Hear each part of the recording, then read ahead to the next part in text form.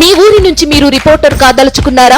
మీరు ఇదివరకు స్ట్రింగర్ గా పనిచేసినా, కెమెరామెన్ గా వర్క్ చేస్తున్నా పర్లేదు.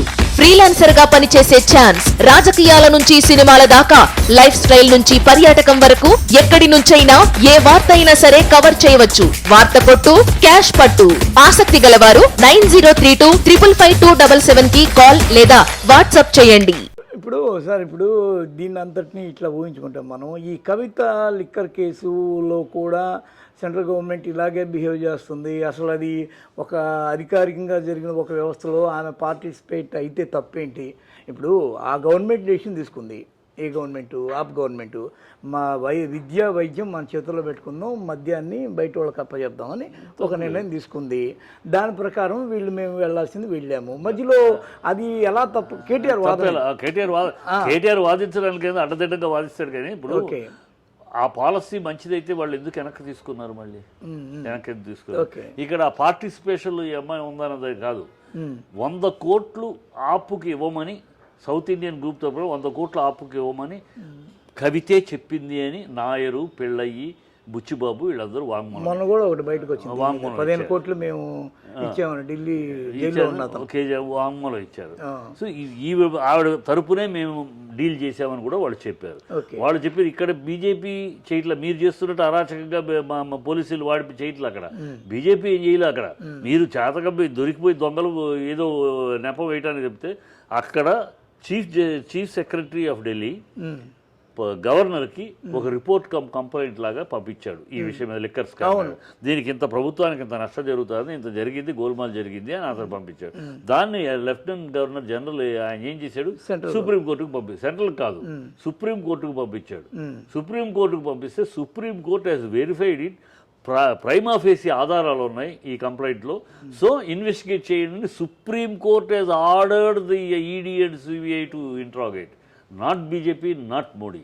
ఇప్పుడు ప్రతిదీ సుప్రీంకోర్టు ఆర్డర్ మీద ఏమైనా సిసోడియాకి మళ్ళీ ఏప్రిల్ 17 దాకా ఎక్స్టెండ్ చేశారు. మోడీ బీజేపీ అని చెప్పింది సుప్రీంకోర్టు. సుప్రీంకోర్టు అయితే నో, ఆధారాలు ఉన్నాయి, ఇప్పుడు నేను విడిచిపెడితే ఆధారాలు తారుమారు చేసే అవకాశం ఉంది, సో వాళ్ళ ఆర్గ్యుమెంట్ అంగీకరిస్తూ నీకు ఎక్స్టెండ్ చేస్తున్నామని చెప్పారు.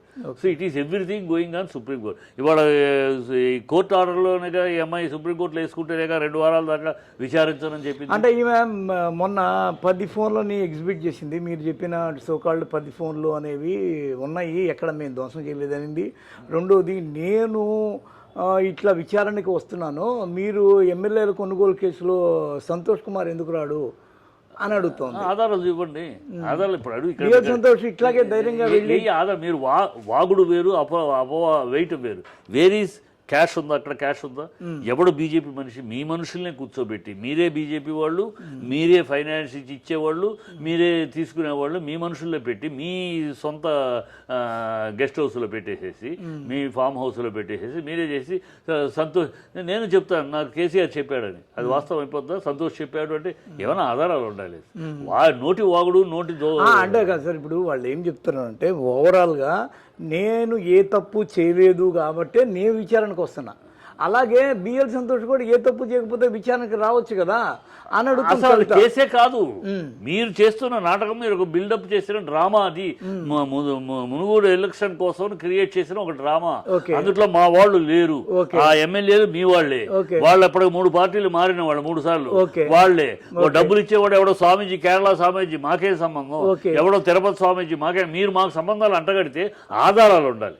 ఎప్పుడు కూడా మీరు కేసు చేస్తే ఇదిగో ఈ స్వామీజీను ఇతను ఇలా మాట్లాడిన సంభాషణ ఇది. ఇప్పుడు కవితది మీరు మాట్లాడిన సంభాషణలు, మీరు చేసుకున్న వాట్సాప్ మెసేజ్లు సిసోడియా పిఏకి మీరు చేసినన్ని వాళ్ళు బయటికి తీశారు.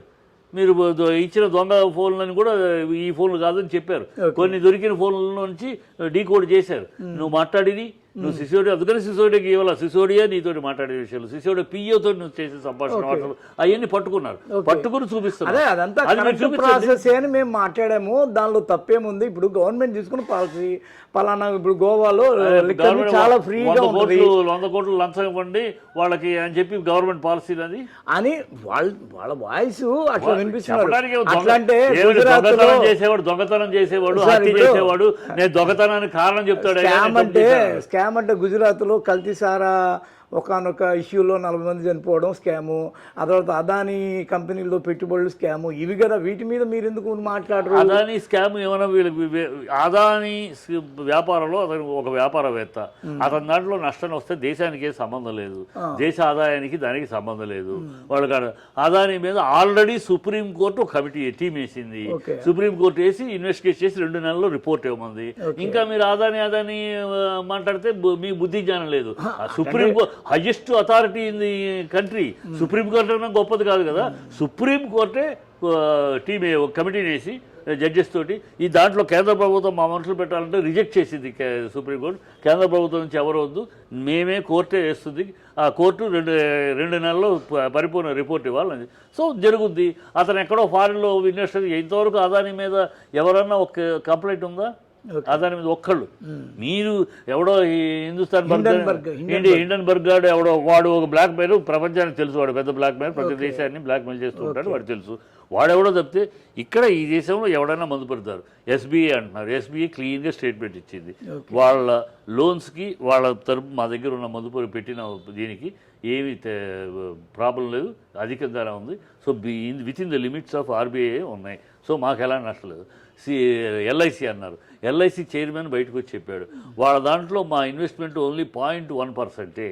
18,000 కోట్లు మొత్తం అమౌంట్లో 1% మా ఇన్వెస్ట్మెంటు. దానికి మేము ఆల్రెడీ మేము పెట్టిన 30,000 కోట్లకి 50,000 చిల్లర కోట్లు లాభం సంపాదించాం. ఇప్పుడు దీనివల్ల తగ్గట్లో ఒక లాభంలో 40 వచ్చింది, 30 మేము పెట్టిన అసలు మాకు డోకా లేదు అని వాళ్ళు ఇచ్చారు. సో పబ్లిక్ ఎవరు కూడా మాకు దీంట్లో డబ్బులు పెట్టడం వల్ల మాకు ఇది ఎవరు ఇవ్వలేదు కంప్లైంట్. పొలిటికల్గా మీరు చేసే దుష్ట ప్రక్రియ మొదటి నుంచి చెప్తా. మోడీ వచ్చిన కాడ నుంచి అవార్డు వాపసీ కాడ నుంచి, రాఫెల్ కాడ నుంచి, ఇంకోటి కాడ నుంచి ఇవన్నీ వస్తాయి. డిగ్రీది. హాయ్ ఫ్రెండ్స్, మా టుడే టుమారో యూట్యూబ్ ఛానల్ చూస్తున్నందుకు చాలా థ్యాంక్స్. మరిన్ని లేటెస్ట్ వీడియోస్ కోసం వెంటనే సబ్స్క్రైబ్ చేయండి. అలాగే ఈ బెల్ ని కూడా రింగ్ చేసేయండి. మా నోటిఫికేషన్స్ అన్ని మీ మొబైల్లో వస్తాయి. అలాగే మా వీడియోస్ మీకు నచ్చితే లైక్ చేయండి, షేర్ చేయండి, నచ్చకపోతే కామెంట్ చేయండి.